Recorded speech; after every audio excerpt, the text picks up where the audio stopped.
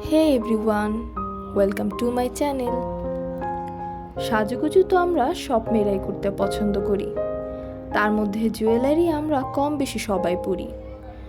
দৈনন্দিন ব্যবহারের জুয়েলারিগুলো ড্রেসিং টেবিলের উপর সাজিয়ে রাখতে সুন্দর একটা জুয়েলারি ট্রে বানিয়ে নিজেকে নিজে উপহার করলে মন্দ হয় না কিন্তু। চলুন শিখে ফেলি সবচেয়ে সহজ উপায়ে ক্লে দিয়ে জুয়েলারি ট্রে বানানোর পদ্ধতি। প্রথমে আমি অল্প পাউডার দিয়ে নিচ্ছি, এতে ক্লে নিচে লেগে যাবে না। আইসক্রিম কাঠি ব্যবহার করেছি যেন সব দিক থেকে সমান পুরু থাকে তা নিশ্চিত করার জন্য।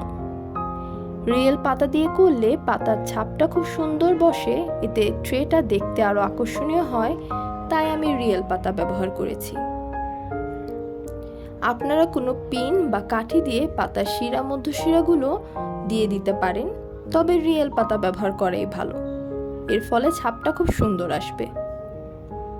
পাতার ছাপটা ভালো মতো পাওয়ার জন্য ধীরে ধীরে ক্লের উপর প্রেস করব।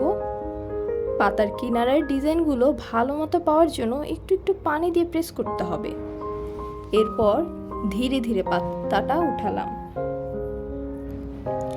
এই পার্টটা বেস্ট, উঠানোর পর ছাপটা দেখতে কি যে ভালো লাগে তা বলার মতো না। পরের অংশটুকু আশা করি ভিডিও দেখে বুঝতে পারছেন। কমপ্লিটলি শুকানোর পর নিজের পছন্দ মতো রং আর ভার্নিশ করলেই হয়ে যাবে আপনার জন্য বা প্রিয় মানুষের জন্য নিজের হাতের তৈরি জুয়েলারি ট্রে।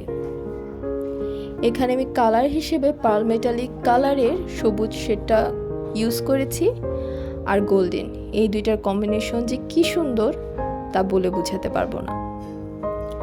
ক্লে কিভাবে বানাতে হয় না জানলে আমার ক্লে রেসিপির ভিডিও আছে, তা দেখে নেবেন। আমি ডেসক্রিপশন বক্সে লিংক দিয়ে দিব। ভিডিওটি ভালো লাগলে লাইক করবেন, শেয়ার করবেন এবং সাবস্ক্রাইব করবেন। Thank you for watching.